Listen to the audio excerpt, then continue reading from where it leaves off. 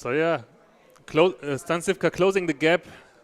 Score is 1-2, and now StanCifka has to choose between one of his remaining decks, either the Paladin or the Warlock, which we haven't seen yet.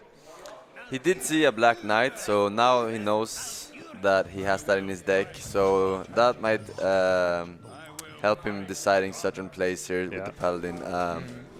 Zombie Chow, not very useful versus Druid, but you know, if you don't have it on turn 1, when do you want it? Yeah, exactly. I would also tend to keep it. Oh, the Peacekeeper I would keep. Like it's really good. Like especially against Druid, right? But the fact that he mulliganed 4 cards means that it's probably very unlikely that he has like Wild Growth and Innervates, right? The Druid player, and then you might not need the Aldor that early. Yeah, but even later, like even if he doesn't come at turn 3 or turn 4, he's still very good against Druid. Like anyways, I want. Yeah, Aldor is already good to play against the Shredder, for example. Yeah, like, and they can come into play at the same time, basically. Yeah. I mean, Aldor is simply overpowered, so like he's basically always good. Like. So we see that the Druid has Rag, and that's not a very useful card most of the time in this matchup because of all the dudes. Wild Growth pickup, is that gonna change anything here, or do you coin out that Shade? Well, the Wild Growth will help you get closer to the Ancient of Law and the Rag. If you coin out, you can use it on turn 4 though, maybe, or turn 5. If you coin out Shades here, you can play it later, right? Like Wild Growth and yeah, you just have to figure out what your following plays are going to be, and Lothar. I think this turn should have taken a bit longer because you want to know exactly what your opponent is able to play on certain turns, and if you can Wild Growth then, or if you need to keep her or whatever. Yeah. It seems like Lothar for now is just focused on his own game plan, what cards he's going to play. So this is very weak to swipe, right?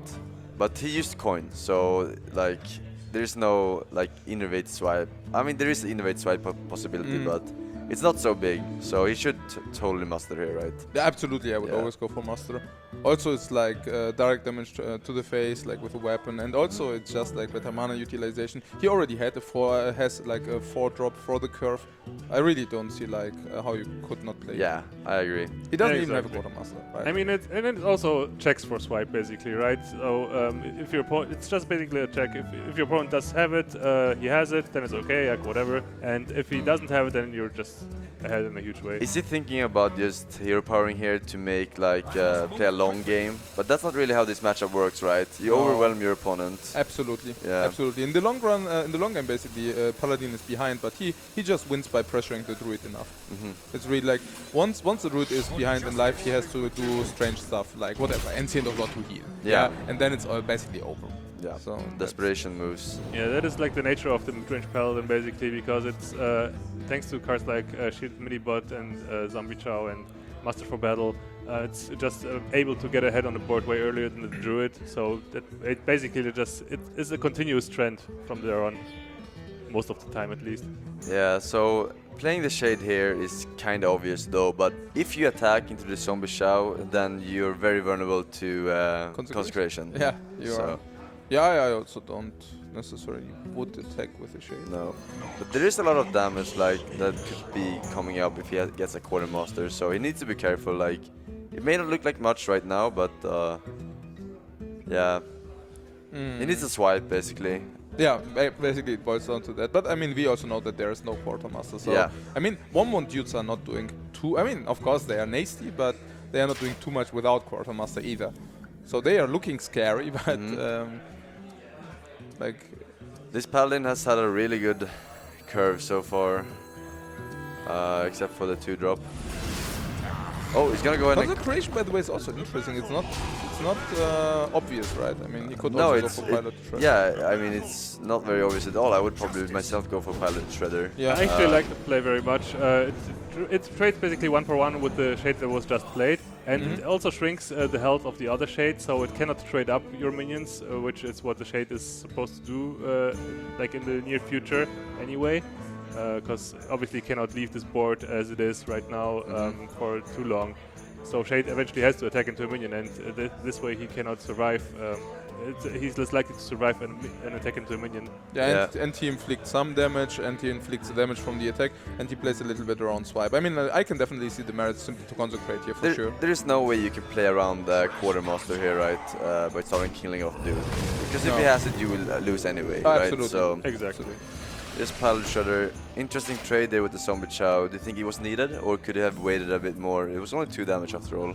I'm not sure. Probably it's. I don't know. Well, waiting didn't really matter because, like, even if the Shade survives, it's just it can be picked off by like 1 damage from the Let's Justice. But he could have traded with a Belcher, for example, instead. Oh yeah, that's true. On turn 5. Yeah. I think against Paladin, I mean, Fortune has definitely a point because against Paladin you always know that he doesn't have burst, so you can basically exactly calculate when to kill the Zombie Chow, perhaps. Yeah, that is true. That is true indeed. On the other way, I also have to say, like, if the Belcher comes down, it's not even clear that you can actually kill the Chow, right? And if you miss the opportunity to kill the Chow, then it's like, if you cannot do it later, then it's really, really bad. You're relying heavily on a swipe. Exactly. So, but perhaps you're basically saying like he needs swipe, like Lothar needs swipe anyways, right? Because otherwise, I mean, if you say so if you actually say it's swipe or lose, then probably it's better to wait with the Shade. Yeah, that's what I'm saying. So Wild Growth and Hero Power seems pretty good here. I mean, you're gonna take a lot of damage, but I don't see any other play here. It's really painful to see because like the later he draws the swipe, the more damage to do to just deal 4 damage per turn. That is a lot. That is just a pretty bad just 2-drop from as simple well. 1-1s. It's basically over. Yeah. So he has a true silver in hand. It's 5 damage on board, so that's 9.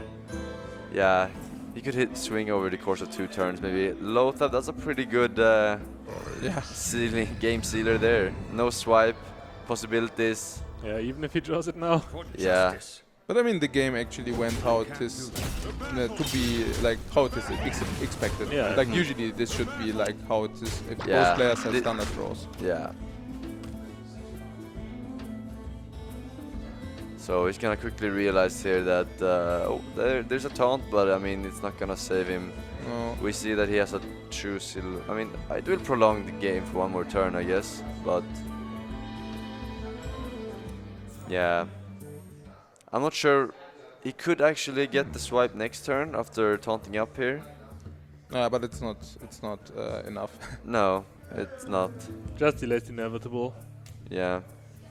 I really wonder like whether, I mean, Lothar after getting this quick 2-0, he definitely felt comfortable, but now you can already see him being a little bit exhausted, and I wonder whether like what kind of psychological impact it will have.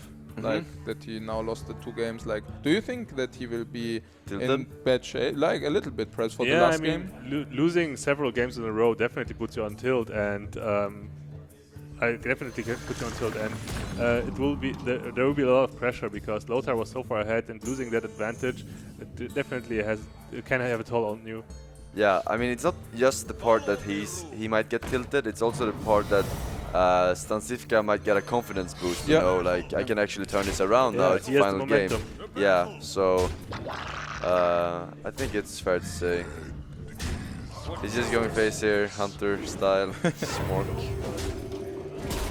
But there is no card that can bring back the game here. I concede.